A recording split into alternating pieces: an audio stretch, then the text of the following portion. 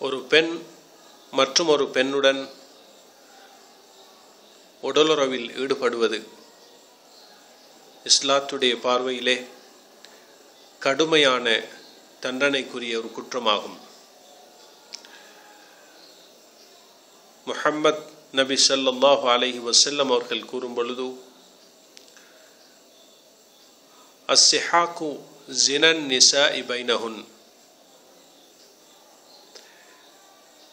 அஸ்ஸிஹாக் என்பது பெண்கள் அவர்கள் மத்தியில் புரியக்கூடிய விபசாரமாகும் என்று கூறினார்கள். இந்த குற்றத்தில் ஈடுபடுவதன் மூலமாக பெண்களுக்கு பின்வரக்கூடிய கெடுதிகளும் தீங்குகளும் ஏற்படும். ஒன்று, அவர்களுடைய மர்மஸ்தானத்திலே எரிவு ஏற்படும்.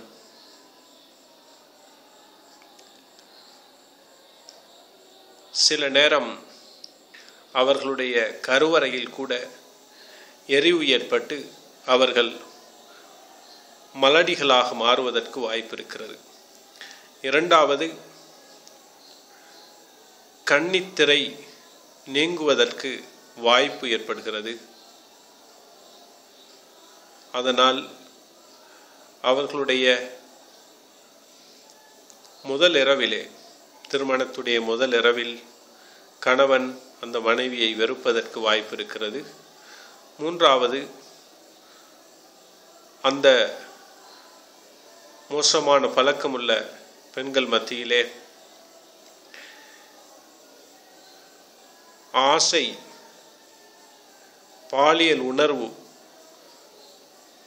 குன்றி போகக்கூடிய, பலகீனப்பட்டு தேக்க நிலையை அடைவதற்கு வாய்ப்பு இருக்கிறது. நான்காவது, இவ்வாறான பழக்கமுள்ள பெண்கள் கணவனுக்கு மோசடி செய்வதற்கு வாய்ப்பு இருக்கிறது. காரணம், மோசமான வழியில் அவர்கள் பழவியதன் காரணமாக அழகான இயற்கையான அந்த முறையை கணவனுடன் தவிர்த்து வேறு வழிகளில் அவர்கள் முயற்சிப்பதற்கு வாய்ப்பு இருக்கிறது. எனவே இந்த மோசமான பழக்கத்தை தவிர்த்து கொள்வதற்கு 10 விதமான ஆலோசனைகள் பெண்களுக்கு முன்வைக்கப்படுகின்றன. முதலாவது, பெண் மற்றும் ஒரு பெண்ணுடன் தடை செய்யப்பட்ட அந்த உறவை தூண்டக்கூடிய மோசமான படங்களை பார்க்காமல் விட வேண்டும். அந்த மோசமான பழக்கம் பெண்களை திருமணத்தில் ஈடுபடாமல் அவர்கள் வேறு விதமாக இன்பம் பெறுவதற்கு வாய்ப்பளிக்கிறது. இரண்டாவது, பாலியல் உணர்வை தூண்டக்கூடிய மோசமான கதைகளை வாசிக்காமல் இருத்தல். மூன்றாவது, காதல் நாடகங்கள் பார்க்காமல் இருத்தல், இசைகள் கேட்காமல் இருத்தல். நான்காவது, திருமணம் செய்த பெண்கள் மத்தியில் உள்ள அந்த பாலியல் தொடர்பு சார்ந்த வர்ணனைகளை, சம்பவங்களை கேட்காமல் இருத்தல். 5,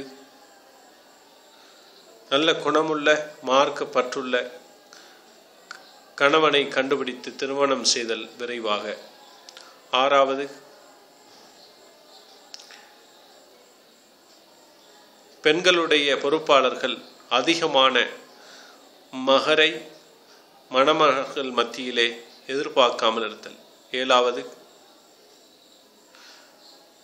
ஓய்வு நேரத்தை நல்ல பயனுள்ள பொழுதுபோக்குகளில் கழித்தல், இலக்கியம் அல்லது சமூகவியல் சார்ந்த விவகாரங்களில் ஈடுபடுத்தல். 8வது, பாலியல் ஆசையுடன் தொடர்புள்ள பெண்களுடன் நட்பு வைக்காமல் இருத்தல். தோழிகளுக்கு முன்னால் நிர்வாணமாக இருக்காமல் இருத்தல். வெக்கம் குறைந்த ஆடைகளை அணியாதிருத்தல். 9வது, மானக்கேடான வெறுக்கத்தக்க விடயங்களை தவிர்க்கக்கூடிய தடுக்கக்கூடிய தொழுகைகளை பேணி காத்தல். 10வது, வாரத்தில் 2 முறையாவது நோன்பு நோற்றல். ஏனென்றால் ஹதீஸ்லே வந்திருக்கிறது, இன்ன ஷைத்தான எஜ்ரி ஃபிப்னி ஆதம மஜரத்தம் ஃபல்லையிகு மஜாரியஹு பில்ஜூ. நிச்சயமாக ஷைத்தான் ஆதமுடைய மக்களிலே இரத்தம் ஓடக்கூடிய இடத்திலெல்லாம் ஓடுகிறான். எனவே அந்த ஷைத்தான் ஓடக்கூடிய இடங்களை பசியின் மூலமாக நெருக்கப்படுத்துங்கள் என்று சொன்னார்கள்.